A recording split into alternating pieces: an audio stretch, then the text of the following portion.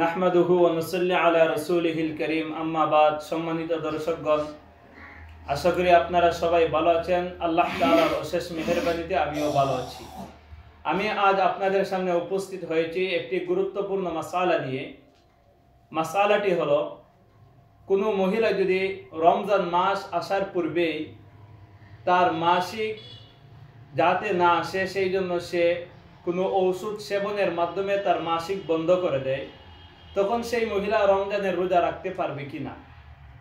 হ্যাঁ, কোনো মহিলা যদি রমজান মাস আসার পূর্বেই অথবা রমজান মাসে কোনো মহিলা যদি ওষুধ সেবনের মাধ্যমে তার হায়েজ আসার পূর্বেই, তার মাসিক আসার পূর্বেই সে ওষুধ সেবনের মাধ্যমে বন্ধ করে দেয়, তাহলে এই মহিলার হুকুম হলো সে রমজানের রোজা রাখতে হবে।